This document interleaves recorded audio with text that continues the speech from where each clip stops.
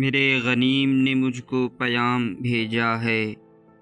کہ ہلکا زن ہے میرے گرد لشکری اس کے، فصیل شہر کے ہر برج ہر مینارے پر کماں بدست ستادہ ہیں عسکری اس کے۔ وہ برق لہر بجھا دی گئی ہے جس کی تپش وجود خاک میں آتش فشاں جگاتی تھی، بچھا دیا گیا بارود اس کے پانی میں وجوہ آب جو میری گلی کو آتی تھی۔ سبھی دریدہ دہن اب بدن دریدہ ہوئے، سپرد دار و رسن سارے سر کشیدہ ہوئے، تمام صوفی و سالک سبھی شیوخ و امام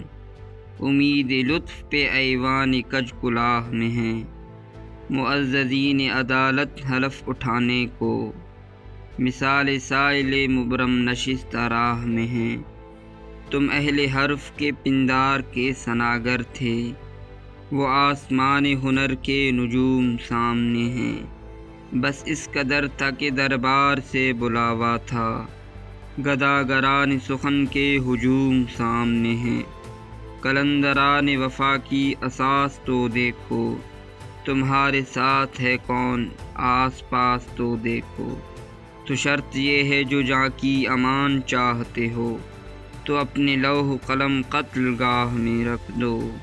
وگرنہ اب کے نشانہ کمانداروں کا بس ایک تم ہو تو غیرت کو راہ میں رکھ دو۔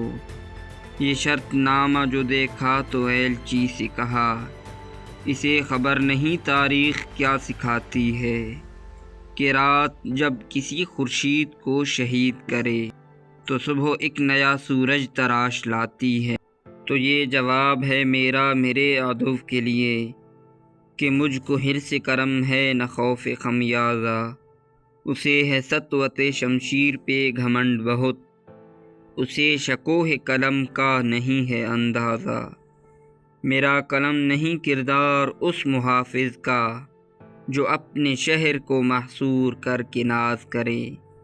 میرا قلم نہیں کاسہ کسی سبک سر کا جو غاصبوں کو قصیدوں سے سرفراز کرے، میرا قلم نہیں اوزار اس نقب زن کا جو اپنے گھر کی ہی چھت میں شگاف ڈالتا ہے، میرا قلم نہیں اس دزد نیم شب کا رفیق جو بے چراغ گھروں پہ کمند اچھالتا ہے، میرا قلم نہیں میزان ایسے عادل کی جو اپنے چہرے پہ دوہرا نقاب رکھتا ہے، میرا قلم تو امانت ہے میرے لوگوں کی، میرا قلم تو عدالت میرے ضمیر کی ہے، اسی لیے تو جو لکھا تپا کے جاں سے لکھا، جبھی تو لوچ کماں کا زبان تیر کی ہے۔ میں کٹ گروں یا سلامت رہوں یقین ہے مجھے کہ یہ حصار ستم کوئی تو گرائے گا، تمام عمر کی ایذا نصیبیوں کی قسم،